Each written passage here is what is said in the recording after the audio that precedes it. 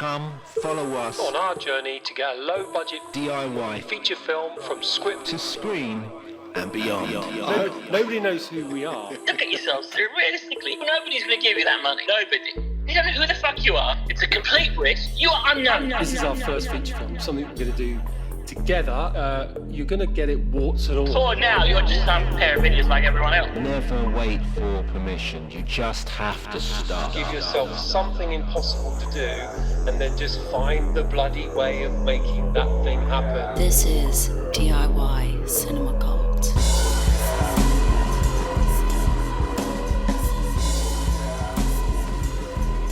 Oh, hello, Aaron. Welcome back, listeners. This is episode 29. 29. Ah, do you remember being 29? Yeah, I think so. What were you doing when you were 29? I think I was probably being a knob. Not like now, Marc. Not like now. Not like 29. now. I remember thinking 29 was quite old. Yeah, of course, because you're on the cut. You had this kind of, well, I say you, all of us, the royal we. Yeah. You had an anxiety about becoming 30 because you thought you were somehow losing all of your shit. You were going to just become a complete, your life and your youth was over. Yeah. Your vitality, your significance was going to be suddenly washed away. Well, obviously, me and my music partner Chris, we did our joint 30th birthday party, where we decided that the concept was because we were both 30, it was going to be a 60th birthday party. I remember the Grey Love party. The Grey Love party, which I have literally no memory of because of, well, various factors. So everyone had to come as a pensioner to this party, and I think you had to. It was free, but you had to present a pension book or something as you arrived. And you weren't allowed in unless you were dressed as pensioner. Dress code was pensioner, because we thought 60 was so fucking old that it was an impossible idea. It was literally the idea of being, that ancient was so far away. Ironically, I'm significantly closer to that age now than I was then. And I went to a 50th birthday party this weekend, and the people we stayed with, lovely friends of ours, are 65 and 67, and it was like, wow, we haven't really grown up that much. Yeah. But 29 did feel like a transition. I think I was 20. Maybe 25 when it was your 30th. Yeah. I'm trying to think roughly. Yeah. Or he's gloating that he's slightly younger than me. I'm now. the younger one. Young. And I do remember me and our friend Oz were very confused. Oz was he was 24 or something then, so he was whippersnapper. Yeah. And we were just walking around Marks and Spencer's looking for old, because we decided to go as old women. Yes, of course. And we were the kind of Monty Python-esque old dears. I think that was our vibe. That might be slightly making it sound better than it was, but... And we walked around Marks and Spencer's looking at old ladies' dresses, very confused one lunchtime. Hasn't aged well, has it, listeners? Getting very odd looks from the kind of security man. And we ended up going with rollers in our hair. We had grey wigs with rollers in. Very large breasts, I seem to remember. But it was fun. It was all in the name of fun, kids. But so episode 29 means that in some way, as a podcast, if we were an age, we're at that slightly tricky age, as in that we're looking. Yeah. We feel a little old. We're starting to get a few creaks. We're starting to feel like, it's the weird thing. Yeah, you don't have the maturity to see that actually it's going to be brilliant and fine. It's okay. There's so much maturity and growth to come. Yeah. You see, there's a nervousness about the future. Yes. You're thinking, will you? Once you hit 30, will you collapse? I should be doing this by now. I should be doing that by now. Why aren't we, significantly more successful than we actually are? Yeah. Exactly. And the good thing is that we'll still be asking that question at 50. I mean, I'll do that right now. But what it means for the podcast, I guess, is that we are about to hit a landmark, aren't we? So episode 30 will be our next one, and I think we talked in the last episode about maybe marking it in some way with a look back, because actually we have been doing things, talking about not getting things done and having a fear of not kind of achieving. In a way, we've been very, very busy this last year and a half in particular, and I wanted to ask you about Free Party, because we've been kind of waffling on the last couple of episodes about the old man, but actually your film has you've kind of come on so far recently, and you've had some incredible screenings recently that you were aiming at, which is the 30th anniversary of Castle Morton, is that right? The one in Bristol. So tell us about that. How did it go? Well, I mean, as you know to some extent, obviously I think it was probably around Christmas time where I kind of realised that I probably had 5 months really to fulfil this idea of screening the film in some fashion or another at the 30th anniversary of Castle Morton. And when you're, somewhat broke and you've got, the normal challenges of life, you've got to make a living. It seemed extremely distant. I mean, at Christmas time, I was thinking we've cut maybe 20 minutes of the film. It's not bad, but it needs shitloads of work. Yeah. Obviously, we did the screening in Barcelona, which we had. About 30. It was about 33 minutes or something we showed in Barcelona. Yeah, because I can remember thinking he's done like a half an hour, and it looks great. It's like he's done so much. Yeah.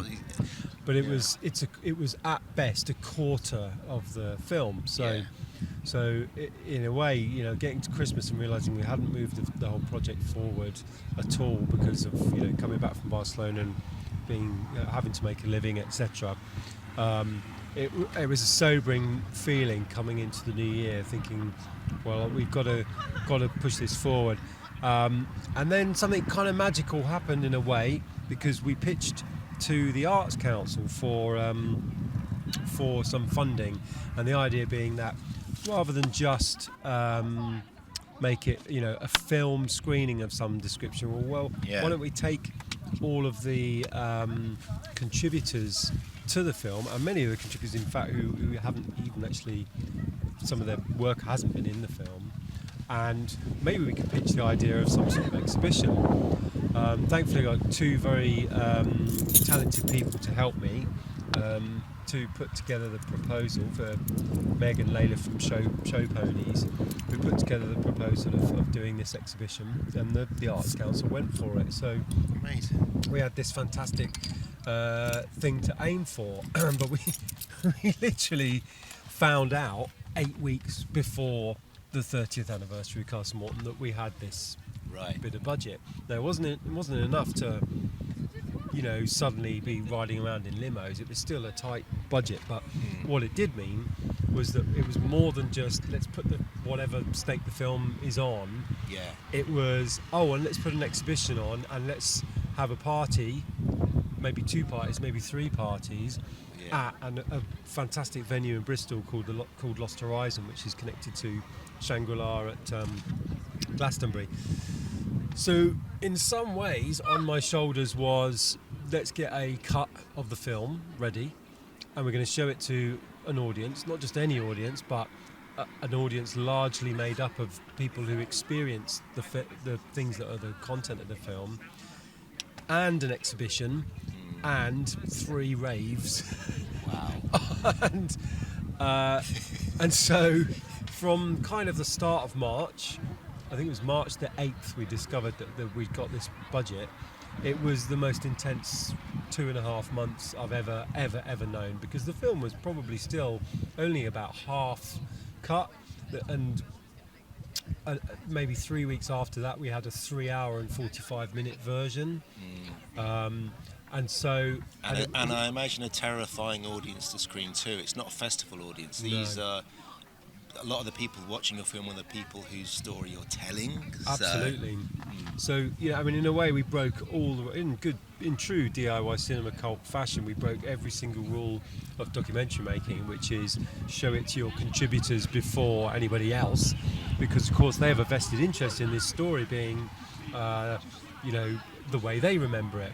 But actually, so in a way, we're throwing ourselves into the lion's den in some way, and I was fairly sure that this would be, like being publicly flogged, because a lot of people have got very strong opinions about those experiences back then. Yeah. So I had this added pressure, and the pressure was finish the film, of which obviously you played a huge part in helping me with the story and the graphics and the animations, and then Nick and Andrew who helped with the edit, and it was a full on 2 months, probably the most intense 2 months of my life, working all sorts of hours. Kate, who was a co-producer, my partner, were dealing with bouts of COVID. I had COVID, the kids had COVID, she had COVID. It was totally just about everything you can get piled on top of itself. But the last week was probably the maddest, because obviously finishing any project is always about that last week where it looks totally insurmountable, and then somehow you pull it together. And on the last day, we had to go up to Bristol. I'd slept for 90 minutes for 48 hours. Working with Nick, over WhatsApp, sending messages, can you fix this? And he's sending me files and this, that, and the other. And I was still editing bits on the train on the way down to Bristol, cutting, splicing in audio that had been mixed by Tom, our good friend Tom. Was Tom doing sound Tom mixing? did the sound mix. Oh, fantastic. Our good friend Tom Parsons, who's a dubbing mixer. Everyone did it for extremely low rates, and did it really through the sort of excitement about the project. And then in a full delirium, I got to Lost Horizon, the venue, and arrived. And what blew me away most of all was because for that past month or so, they'd been putting together this exhibition, and I'd just been busy in my head with this, trying to get a film finished. And I arrived, and there was this exhibition there of all this amazing photography, all the contributors that had played such a part in telling the story of the film, and photos and video and artworks and archives, and walking into it, I was just dumbfounded. It was a thing that had come to life, again, from a kind of mad harebrained scheme. Something real was there in the flesh, coinciding with the anniversary of Castle Morton, and a room full of people just hyped up and dead excited. And then the exhibition sort of closed, and they repurposed the space for a cinema, and then they screened the film, and for the first time, and in very rough cut state. It was 2 hours and 8 minutes, and we'd probably take another 15-20 minutes out of it. And I just stood at the back, petrified the whole time. I was just wedged into the fire exit, convinced that someone was going to come and lynch me. I was just feeling sick through the tiredness and the stress. And then when I heard the first people laugh, and people were standing on their feet, dancing and cheering, and I suddenly realised, oh my God, it's sort of working, I mean, it must have been. I mean, that's a real baptism of fire, because in a way it's the worst and the best audience you could possibly put in front of your film. It's all the people who are in the film, you're telling their story, and you have all the kind of anxieties around that, but also it's the people that lived through this and love this, and are going to react in all the ways that you would possibly want them to. It must have been quite an exhilarating experience. I mean, and in loads, you see it through their eyes, and you're thinking, have I told this in a way that's untruthful? Have I cut corners? Have I lost detail that really needs to be in there? But I was actually staggered by how positive the response was. I did a Q&A afterwards with members of Spiral Tribe who were there, who put a big rave on afterwards. It's amazing, full space. what was interesting was, very few people said to me, "Oh, you missed this and you did this." What actually was people were really fascinated by was the fact that there were stories that they hadn't heard. So they were living their strand of the story. So, Spiral Tribe were living their strand of the story, but they had no idea what was happening to DIY or the free party people or travellers, or everybody came from their vantage point. So what the victory, I suppose, I felt like the project has had is showing all these strands, and that was what was so positively received, was that people would go, "Oh, I had no idea that was happening," and they were fascinated.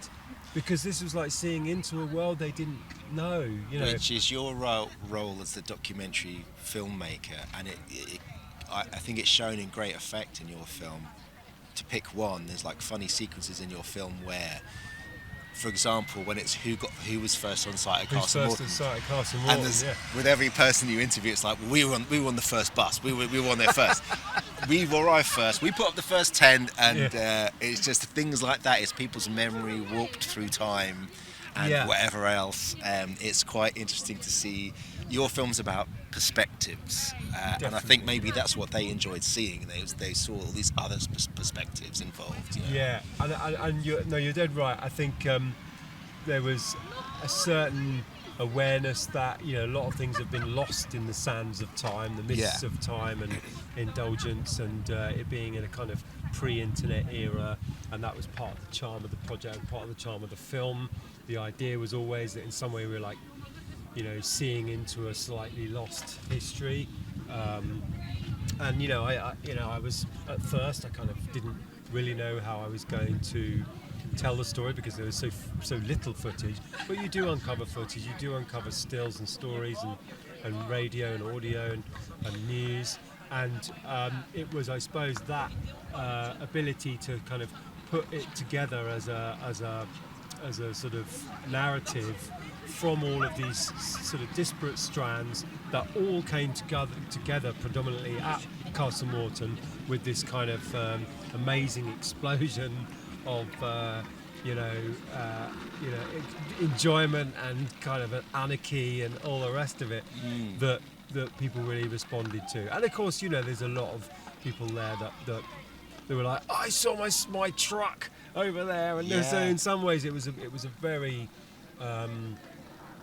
warm reception, because people have really been desperate to see their story told, and it is a magnificent story, and so I hope it's done a good enough job of kind of telling it in a kind of honest but entertaining way. You are listening to the debut feature film podcast. This is DIY Cinema Cult.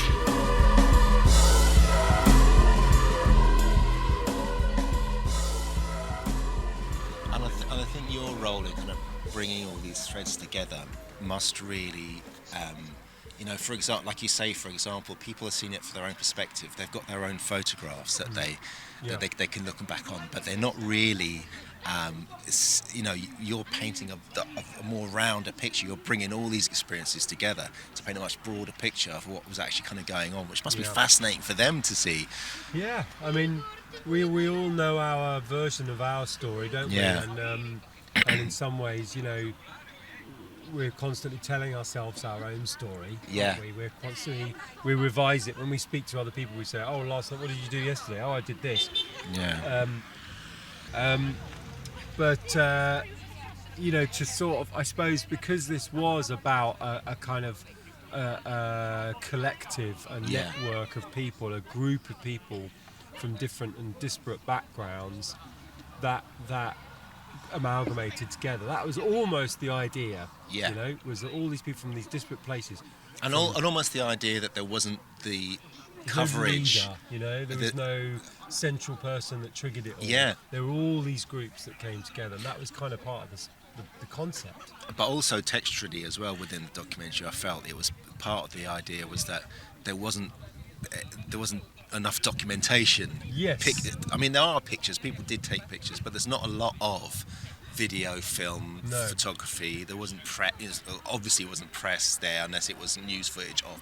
Yeah, and I've got to use a bit of that because it gives the mainstream view of the whole thing. Of course, yeah. And in a way, it creates a funny counterpoint because there's bits where, you know, people are describing how they were just having the best time ever.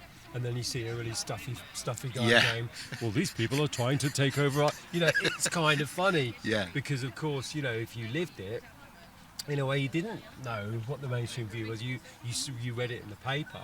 But there, you know, the people who lived its view has never really been represented, certainly in film at least. Yeah. And so people really responded to that. It was also, obviously, watching it was kind of terrifying for me because I kind of saw all the flaws. Of so course, in lots of ways, it's a very, you're bearing your soul, and seeing all of the bits that you hate, and know that you haven't quite finished yet. And considering we were literally cutting bits on the train on the way down there, still, it was quite scary from those perspectives. But it was extremely valuable because it gave us a real sense of where the pace was slightly off and where the emphasis is possibly a little bit too much on this and not quite enough on this. And so, you know, creatively, it's also been really, really useful. But what's good, I guess, is just that at the very least, the people who have experienced, and obviously I showed it 3 times. So it was the first night was the Friday, and that was to predominantly the Spiral Tribe lot because they had their party. Then on the Thursday, that was to the Bedlam crew, and they had their party afterwards. And then it was also on the Saturday, which was the DIY crew, and there was travellers there, free party people, and that was you. So you saw it through these different sets of eyes each time. I mean, in a way, it was the perfect boot camp for your film to go through in terms of the final stage. Brutal, but it'll be so beneficial for the final stage. The fact that you had all main bodies of the film there to come and view it, and for you to see it through their eyes and maybe take some of their feedback. Definitely. And oh my god, yeah. And I mean, you know, at the end of it, I was obviously totally exhausted, and it nearly killed me. But the fab thing that happened afterwards was that we got invited to show it to crew backstage at Glastonbury. So lovely. We went to the Glastonbury Festival and screened it to another audience again, which was the crew backstage at the Common. The Common is really the sort of brainchild of members of the Free Party community, including Steve Bedlam and the it's whole almost of the like is it kind of like the evolution of maybe what happened in 1990? It's the kind of the it's where in some ways the rave part of that story ended up, ironically back where it started. This is the fantastic circularity of it, was that in 1990 the story starts with people like Steve Bedlam, DIY, Circus Walk, Tonka, all being in that field at Glastonbury, meeting for the first time, really, travellers, ravers. And then there I was showing it back 32 years later in the same field to the same crew who were there the first time. It was just this just bizarre and poetically, perfect thing to do, and the response was amazing. And people came a second time on the Saturday, and we showed it on the solstice, which obviously the film is almost like a story of solstices back to back from Stonehenge right through to 1992 and 94. So it was an amazing end to our kind of work in progress screenings, and now our job is to get the money for finishing, and that's largely archive costs and music licenses, completion money. So starting to have those conversations with people. What I don't want to do is reach back out to that same community again and go cap in hand, come on guys, because they've already contributed so much. And although I think that they feel very, I hope they feel that we've done it all in the right way. We're doing the exhibition and everything. The exhibition was free. We made as much of the kind of philosophy behind the idea of the film built into the whole process. I don't want to expect them to finish the technical side of the film, which is the archive costs and everything. So I'm hoping that we can get various bodies to kind of provide the finishing funding to get us over the line for and also, festivals, hopefully this autumn. Yes, and also I imagine you don't want to have someone come on board to give you that money, to give you the finishing money, to kind of organise licenses and everything, and compromise the way you're telling the story. Do you know what I mean? You don't after doing that honour to the people whose story it is, you don't want to then, have someone who comes along and says, well, we can pay for all the licensing, but I think we should cut back on blah blah blah. That's going to be an issue possibly you might have to kind of come up against. Yeah, and I mean, I think what's interesting is to note in a technical way how films are made and how films are funded. So we are now at rough cut, really, and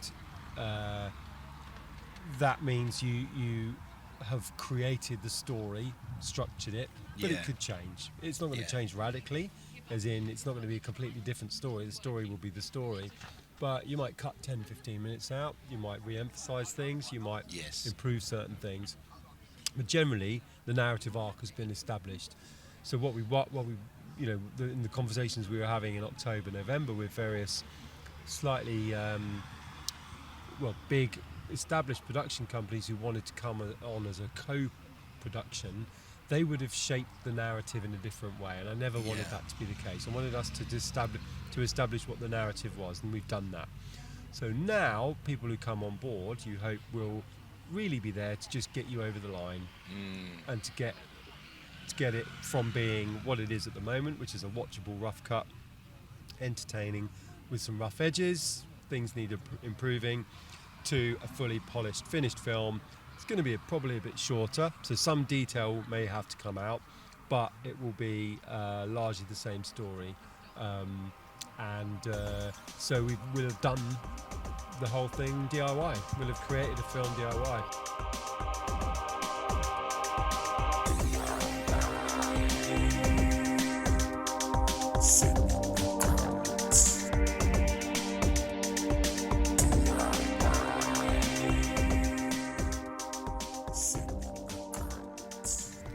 So excited about it, and I'm so happy for you and proud of you to get this far. So. Well, I couldn't have done it without you, for sure. Your name is up there as a co-producer. You're there. I was annoyed you weren't in Bristol to see it. I'm so sorry. I was critically skinned, unfortunately, which is the only reason why I could come. I was so upset I couldn't be there, because I so wanted to be there at the screenings. But another one. We'll have another one. There will be more. Well, I had a conversation today with somebody about some potential stuff in October and November, so it's definitely looking positive. And hopefully that will be a more finished version of the film, and many more parties to go to. Yes. Maybe I can get out my costume of a OAP with big tits again. only if Oz is here. We've got to drag him all the way from Australia to get here. Yeah. But, my God. But exciting times when we consider where we've kind of been. And it's so funny, like recently I was thinking as well that, once the Old Man's kind of in its final stages, or at least once we get into kind of deeper into post-production, I want to revisit Routine, which is the kind of script that we were looking at right at the start in our shed about making.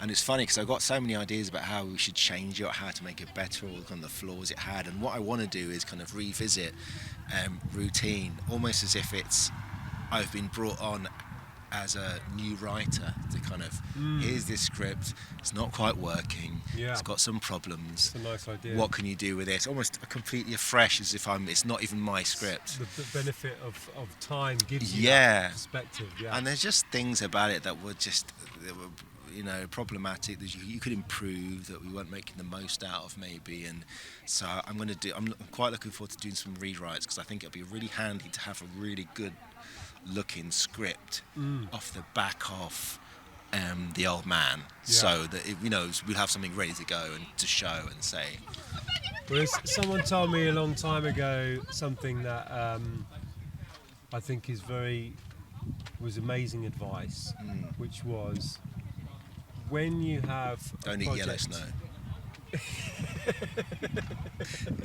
That's also good advice. But the advice was, when you have your project out in the world, when you're getting a moment in the sun, because your project's out there, film festivals, whatever it is, make sure you have your other projects sat in your pocket, because you're going to get 6 months of conversations with people that you're not going to get after this. Yes. People can come to me and go, oh, I love the film, yeah, it's great, blah, blah, blah. What's your next project?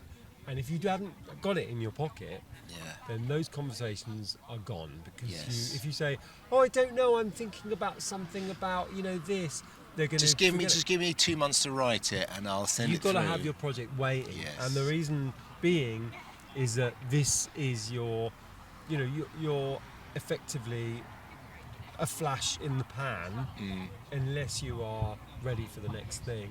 And momentum is sort of everything, I think, in creativity, as in keeping the momentum going. Like you're talking about keeping the momentum going with The Old Man, as in you can very quickly become, oh yeah, I seem to remember that guy last year, I don't know what he's been up to.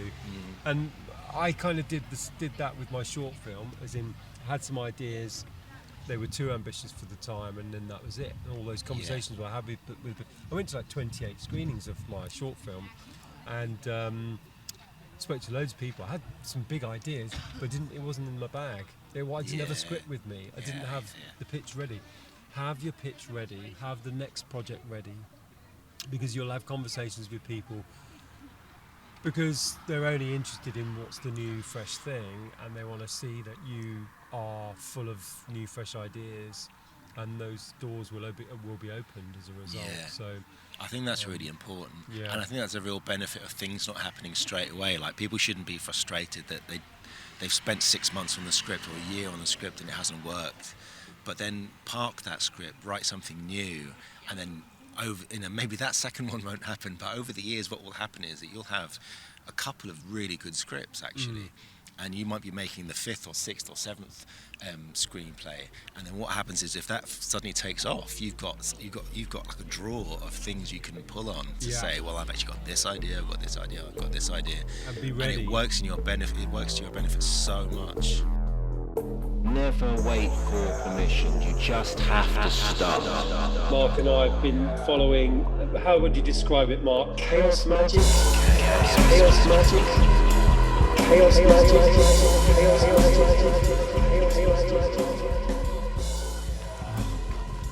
So this is very reminiscent of our Pyrenean walk. Oh my God, yeah. This is where we were, wasn't it? This is where the black box suddenly had to switch on. Well, hopefully our recording techniques are a bit better this time. Slightly better, yeah. I've got a slightly better case for my Zoom recorder now, so we don't have to have it in my bag and what have you. Yeah. This little corner here is where the Fox family lives.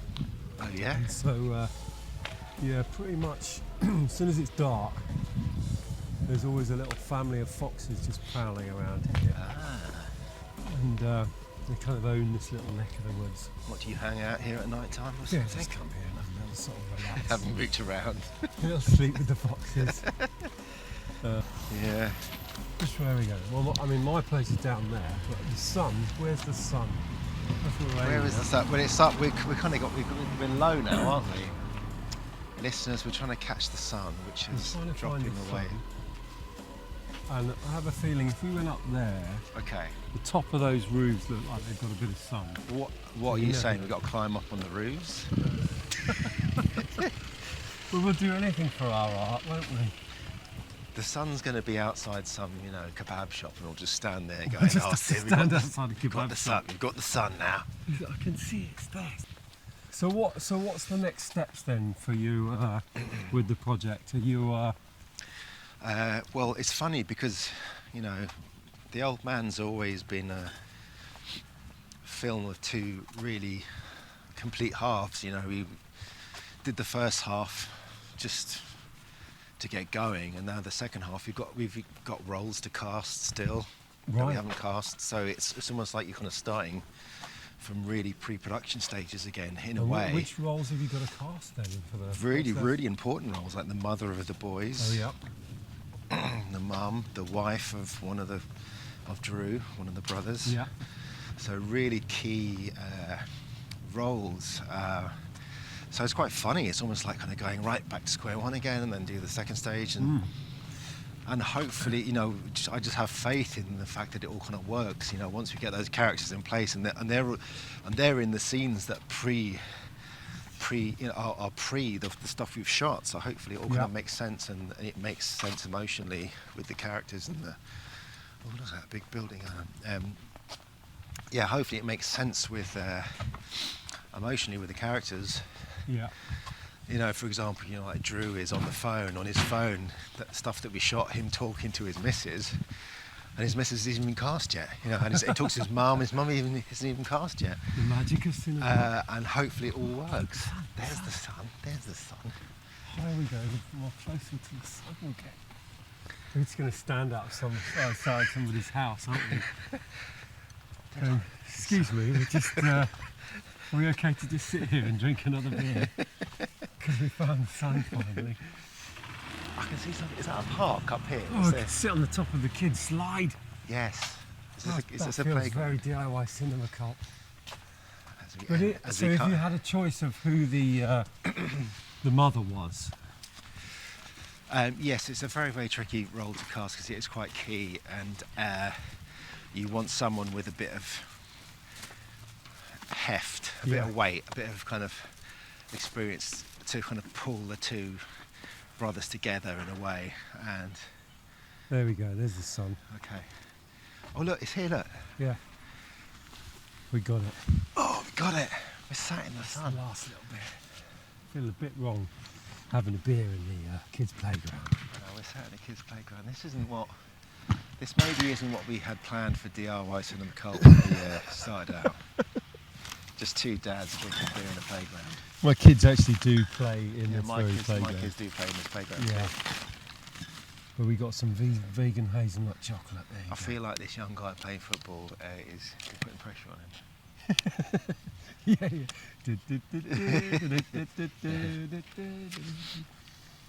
So it is a case of casting the rest of the film and hoping, dear God, that it makes visual and emotional sense, the fact that it's been done in two halves. But there just wasn't other way we could have done it, I think. Yep. It was just out of pure necessity. Like, we didn't have the money, we didn't have the time to do it any other way. And the whole just start thing, it was like, if we didn't just start it, it wasn't going to happen at all. Well, the fact is that all projects, unless they have infinite money, infinite time, are done however they're done. Yeah. There's really no right or wrong way. Yeah. There's only just the way that makes it happen. And so, likewise, my film happened through me just finding some people to start interviewing, going and doing it, and yours has kind of gone through shooting the first 60-70%, and then seeing where you are at the end of that. So that's a better place to be than not having done it at all and expecting the perfect circumstances to arise. So that will never happen. No. In fact, what's happened is, on a more general scale, like I've always thought that, when I was a teenager getting into film, thinking, right, maybe I'll direct my first feature when I'm about 25, because that's what Orson Welles did. And if it's good enough for Orson Welles, it's good enough for me. And, you kind of go, well, actually, I'm 25 now, but, I'm broke and the situation isn't right. I don't, things aren't perfect, and you wait for things to be perfect and it's time to be right. And what's actually happened is, I'm 47 and I've actually decided to pick a time. It couldn't be the least perfect time to make a feature film in the fact that, I've never been more broke and the world's all on fire and, there's war in Europe and it's, everything's kind of gone tits up. But that's the time it's kind of happened, and you just have to go, well, It is what it is, right?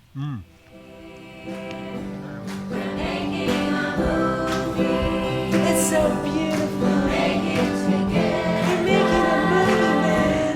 We'll make it with love. I'm so happy. Johnny, man. We're making a movie. We're making a movie with love. This is amazing. Come together, everybody. Bring out your family and all your children, man. It's gonna be beautiful.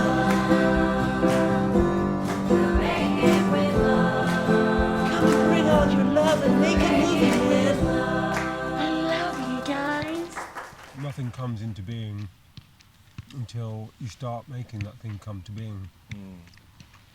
Nobody will say to you, hey, you look like exactly the sort of person that I'm going to put this spare £1 million I've got in my pocket Yes. into making some magical idea that you may have in your head. Yeah. They're not going to do it. And in a way, our early interview with Hadi, all the way back then, was exactly what we needed, because albeit Hadi's advice is not always advice you'd want to follow, the specific advice he had, with the very sobering advice, was that nobody's going to give you that money. Yeah. That's used at the title of the podcast. Yeah. Was exactly what we needed to hear. And so, in a way, what you need to do is accept the idea that, well, it's just down to you. You just have to just do it yourself. Yeah. There's no other way around it. And once you do it yourself, other people come along for the journey. Well, there was a brilliant speech, a talk I saw given by Jay Duplass, who's that director, who's famous mumblecore director, but has obviously gone on and transitioned into, great things, and he's a brilliant filmmaker, and his whole talk was about, you spend your early years as a filmmaker waiting for the cavalry to show up, and he goes, what's going to happen is, I'm going to do something, and someone's going to see me, and they're going to go, I'm amazing. You're amazing, here's the money we need, you're just the right guy, we need to do this thing. Absolutely. And you think, well, they haven't shown up yet, so what I'm going to do is I'm going to take $50 and make a film with my friends, and then people are going to see that, and then the cavalry are going to show up. Yeah. And so you make that film, and nobody shows up. So you think, right, okay, all right, that didn't work. Now I'm going to take like $1,000, and I'm going to make a feature film with my friends. And then when they see that, the Hollywood cavalry are going to show up, and they're going to be so impressed by me, and it's going to change my life. And then what happens is you make that movie, nobody shows up, and this whole thing is that actually you end up becoming the cavalry for other people. Yeah. Nobody comes to you. You have to kind of go out, put yourself forward, and do those things. Yeah. I listened to John Higgs on Adam Buxton podcast the other day, on my way back from Glastonbury, funnily enough. And it was a very similar idea. He took a punt, actually, at 40 to become a writer. And his attitude was, he'd done creative stuff before, but a little bit like us, not really what you want to do, just in the creative industries, In fact, his first job was as a runner on the Big Breakfast. Oh, right. Yeah. And he kind of thought, when you're quite young, you think, it's a cool job. It's not a bad job. But then when you actually do it, you suddenly realise, God, this is just shit. And he described it really in a funny way. It was full of very privileged people who were really high on cocaine, thinking every single idea they had was amazing and getting away with it. And it was his frustration almost that those people seem to manifest their reality, that he, from his point of perspective, and I would argue it from our perspective too, they manifest their reality just through a certain sort of self-conviction and a kind of self-belief that, albeit one that's probably we would argue is illusory, they did manage to make it work. And his argument was, well, if they can sort of do that, then maybe I can use my love of books and writing and stories. Maybe I can write stuff, and maybe I can write a book. And so at 40, he jacked everything in and decided to write a book. And he described it as, well, maybe you're not fulfilling a niche that already exists.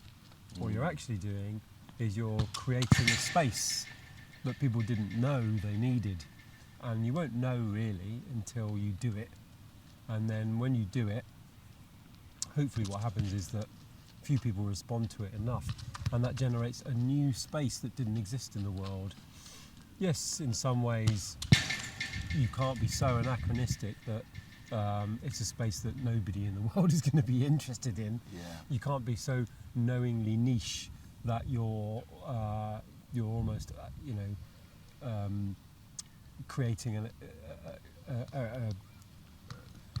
an attempt to have no audience. You're not doing that, but you're just speaking with your own voice, and speaking with your own voice as strongly as you can hopefully connects with other people that see that voice and understand that voice. And of course he's one of those people that actually I've listened to his stuff and it has totally connected with me. This book on the KLF, he did a book about Timothy Leary, he's done a book about William Blake, he did a book about Watling Street, strangely enough, which is where my mum lives, Kilburn High Road, which is Watling Street, where I grew up. And so I really like that idea that obviously he's a big fan of Alan Moore, and thinks of the KLF as being a process of chaos magic. And he just described this process of creating a new space that people didn't necessarily know that they needed, or that that would hold any value until it was there. And then once it's there, then people will find connection with that space. And he said one of the most important things was to not try to imagine what people want, but to just try to do fully what you feel, and then because then that's sustainable. Because if you try to imagine what people want, then you're constantly doing that, and you're going to fail regularly. Whereas if you try to make truly what you feel, 100% what you feel, hopefully that makes connection with people, and then this makes this new space. So I thought that was really interesting, because it's not an entirely kind of individualistic approach. It's not saying do whatever you want, but it's saying, in a way, take a punt, take a leap of faith. DIY Cinema Club.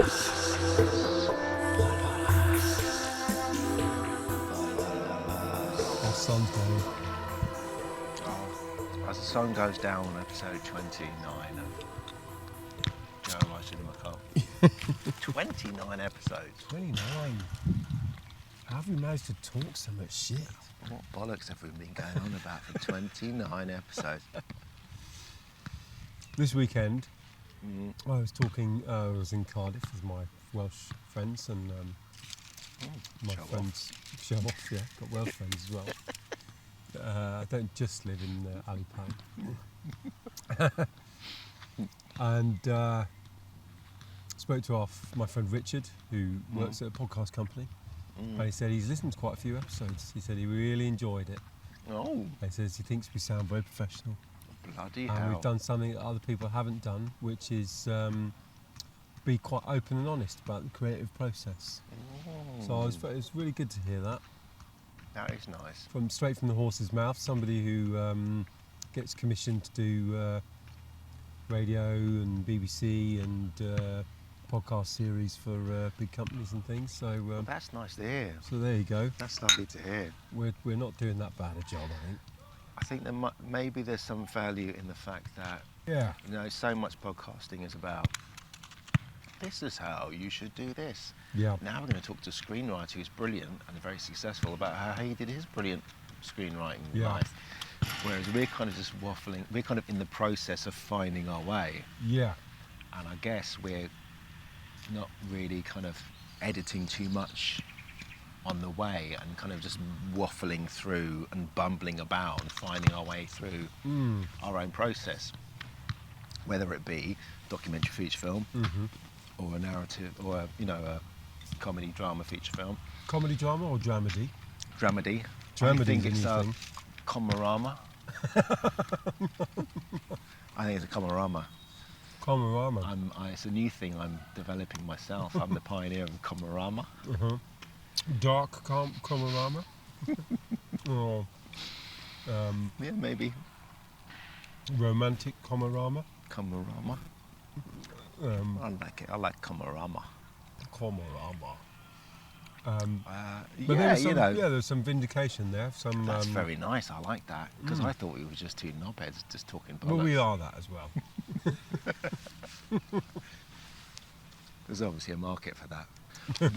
We have had our first listener from, I think everyone agrees, the hardest country in the world, the Ukraine. Yes. I heard we got our first listener from Ukraine recently. That's amazing. Considering the challenges it must be to be anybody in Ukraine at the moment, and if this podcast can in some way give anything to anybody over there, then I feel extremely privileged, because it, like you say, we are just sort of two friends and colleagues talking about our experiences, and over there it shows that there's a universality to people's lives and experiences. If even one person in that setting can enjoy or find some interest or value in what we're doing, then I'm immensely proud. I'm sure it was just an accidental click.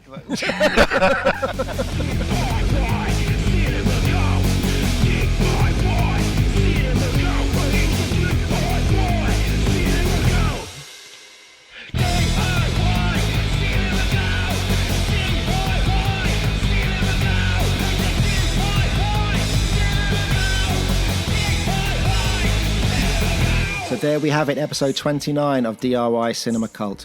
We are now in our final week of our Kickstarter campaign for the Old Man feature film. So, if you haven't already, please go to kickstarter.com, search for The Old Man, or click the link in the show notes of this episode and you'll be taken directly there.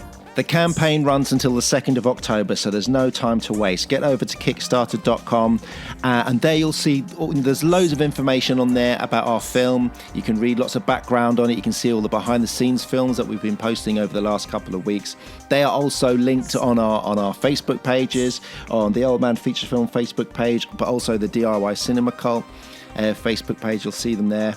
And thanks to all of you who've got involved so far. Thank you so much for coming on board, joining us in getting this film to the big screen. We really, really can't do it without you. And I cannot wait to get this film made, get it up on the big screen and share it with you very, very soon. And join us next time for episode 30 of DIY Cinema Cult.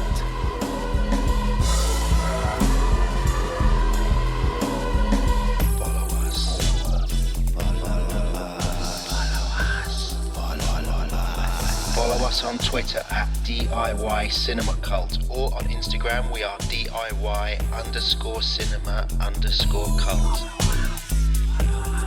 Seek out the DIY Cinema Cult group on Facebook, or why not email us at DIYcinemacult@gmail.com.